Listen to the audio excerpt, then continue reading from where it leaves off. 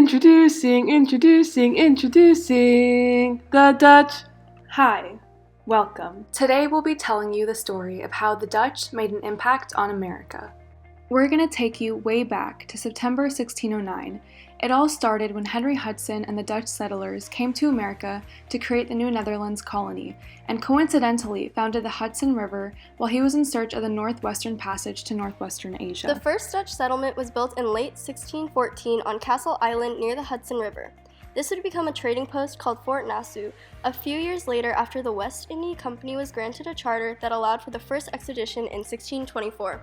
A ship with about 30 families of colonists reached America. As time passed, the Dutch settlers continued to build forts close to the river. In 1626, Fort Amsterdam was built, and around it the town of New Amsterdam was developed. It was destined to become the capital of the Dutch colony.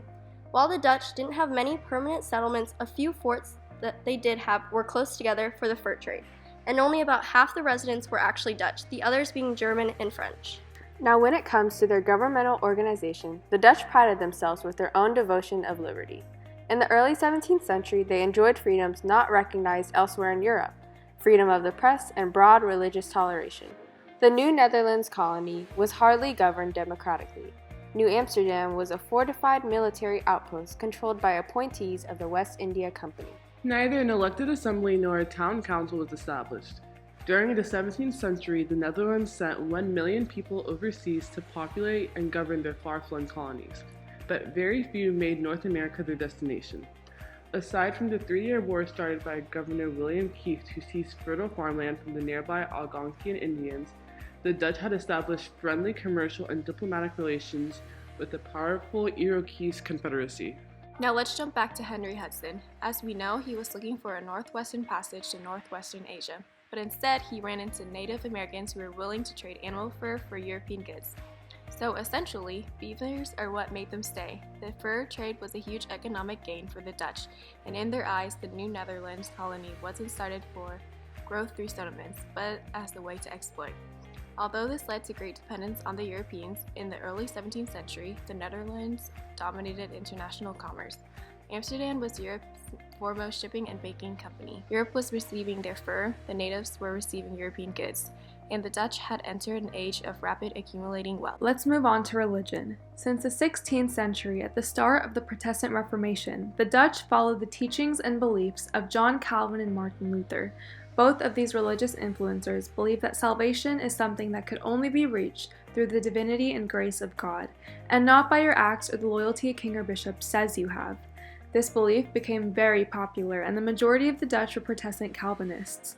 Despite the fact that the Dutch may have had their own strong core of beliefs and values when it came to religion, they are also very known for their religious tolerance. The New Netherlands colony was very diverse. Not only were there many ethnicities and languages, but Catholics and Jews were also part of the settlements and were allowed private worship as long as they weren't disruptive and were contributing to the economy. Even though the children of New Netherland worked hard, they also found time for fun and games. Children rolled hoops, played leapfrog, and even jump roped. Inside activities included card games, dice, and tic-tac, a game similar to tic-tac-toe. These games and activities were prohibited on Sunday or on days of fasting and prayer. These were quiet days to be spent in church and with their family. Almost all the Dutch children, both rich and poor, attended school in New Netherland. Although most families paid a fee to the local schoolmaster, students whose parents could not afford this fee were admitted for free. The youngest students learned the basics, which are their letters and their numbers. More advanced kids learned counting, spelling, reading, and grammar. For an extra fee, the local schoolmaster taught writing and arithmetic to students who had already mastered the more elementary subjects.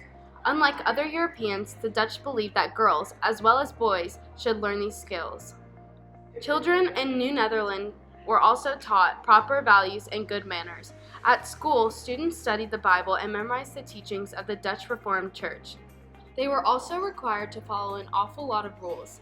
A student might be punished for screaming, swearing, gambling, lying, stealing, fighting, name-calling, or making noise in church. Thanks for watching the Dutch.